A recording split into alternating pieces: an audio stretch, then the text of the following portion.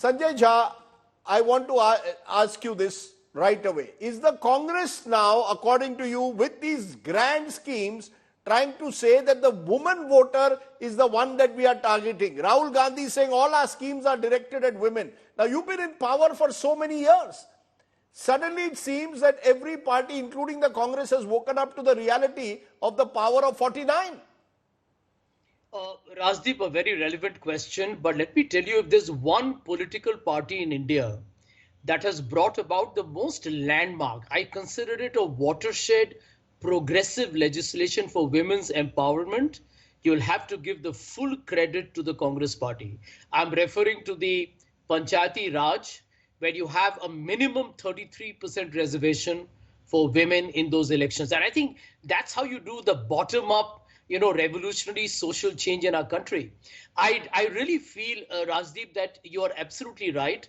That today, if you look at the percentage, there are only 10%, I think 14% women in parliament in terms of the overall number of parliamentarians. And in terms of people contesting elections, even that is at a very lowly 10%. But here is the point. I really don't think that when you look at Indian society, let's be honest about that we still are a patriarchal society. It still is a society that brazenly practices misogyny. I'll give you a couple of examples. You have in Delhi, women champion wrestlers of India, Rajdeep.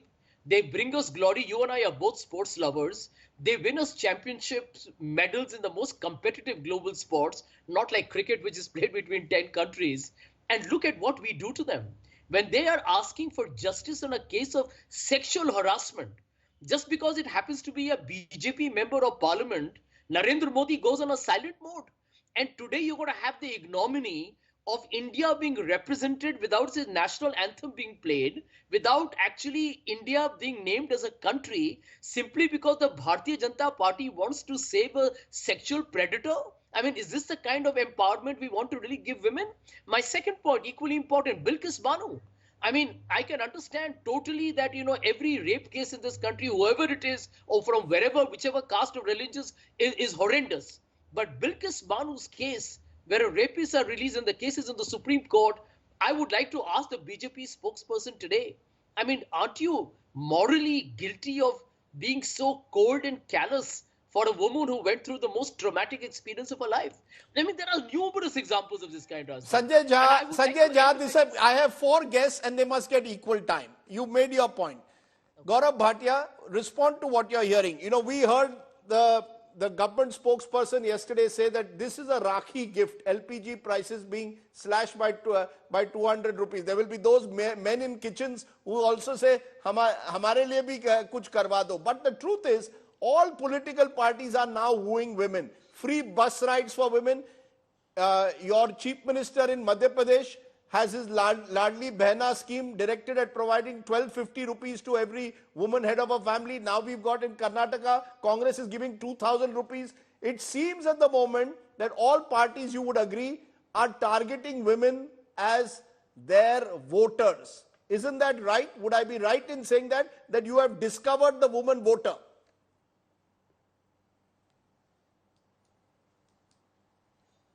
Rajdeep, सारे मर्द आपकी तरह नहीं सोचते हैं. You might feel that women are voters as a visionary Prime Minister Narendra Modi ji sees. He sees all the women as tools of empowering India, as a person who is contributing to the growth of the nation. And I will come to what Sanjay Jha said and respond with facts. But most importantly, let me tell you how India has changed. Yesterday, when this announcement was made, it was welcomed by all women because it was a gift from their brother who thinks about them, and 200 rupees were reduced of every LPG cylinder.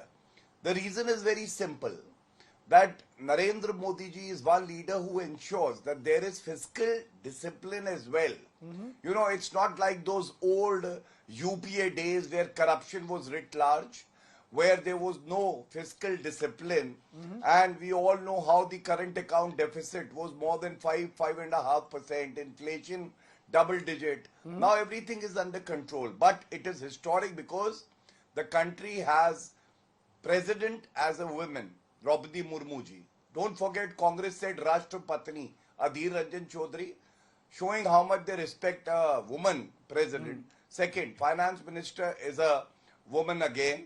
We must remember how more than 10.35 crore Ujjwala gas connections have been given to the women of the country, therefore ensuring that they are empowered. We must remember 4 crore Pakka houses given to women, registry done under their name. That shows that now they have a house under their own name. We must remember dignity of a woman kept in mind when 11.25 crore toilets have been constructed under the Swachh Bharat Yojana. What does it do?